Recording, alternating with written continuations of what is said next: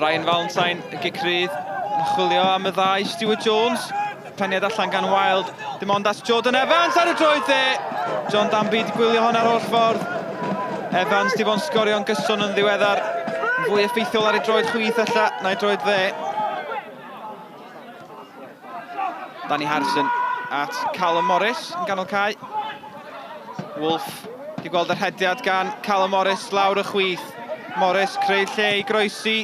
Y bêl at y postyn pella. Michael Wild ar peniad a mae fewn. A mae Connah ar y blaen wedi 37 o funudau. A fel unrhyw flaenwr profiadol, penio'r bêl yn ôl ar draws y gôl. Golwr yn dod un ffordd, a'r bêl yn mynd y ffordd arall. Valentine chwilio am Les Davies, cyn chwaraewr Connah wrth gwrs. Jordan Evans, Evans ar ergyd, a'r bêl yn gwiro. A bron iddi sleifio drwy goesau John Danby. Yr ergyd gan Jordan Evans, mi ddoth hi ar droed Kai Edwards, dwi'n credu. Dave Thompson, tafliad hir, peryglus, George Horan, di gwneud smonach o hwnna'r ergyd gan Sheridan, mae'n o'i Venables, ar beded gan Danby. Ond mi oedd o'n cam sefyll, Chris Venables. Wel, cam amseru y peniad nath George Horan fan hyn. Ac yna Danny Harrison yn fler hefyd yn methu clirio y bron i'r Bala ddod yn gyfartal. Kick cornel i Connah. Bêl cael ei chwipio fewn a Morris cael llaw at y bêl a James Owen ar ergyd. Y bêl allan am kick cornel arall. Rhaid gofyn cwestiwn am y golwr fan hyn. Y bêl yn glanio yn y cwrt bach. Mi ddyla Morris di cael ei ddwy law at y bêl yma. A James Owen ar ail gynnig.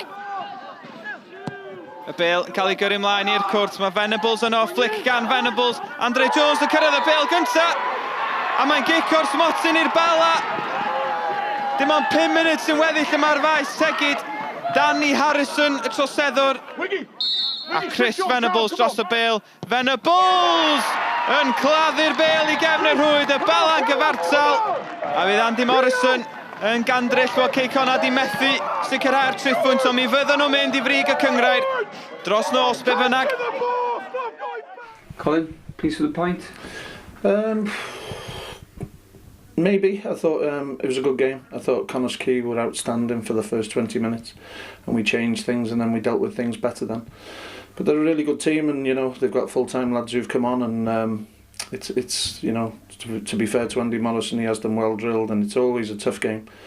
Nothing in it, not many chances in it.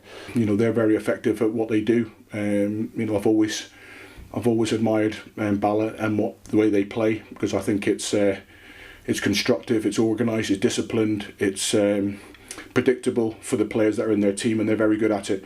You know, so after 90 minutes, it's a fair point for both teams. But on first half reflection, you know, if you're ruthless, then you go in at 3-0 and them games are finished. But against a team like that, you know, they're never out of it.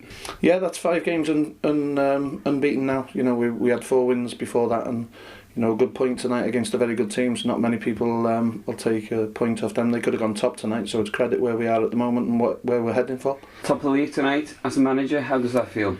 Feels great. You know, it's great. I mean, for me, it's you know, we're 3 points away from that magical 30, which secures our top 6. You know, and that's all we're looking at as a club at the moment. You know, we're on a really good run. We're unbeaten in many games now, and it sets us up nicely for you know, some tough games coming up at Bangor and down at Cardiff Met.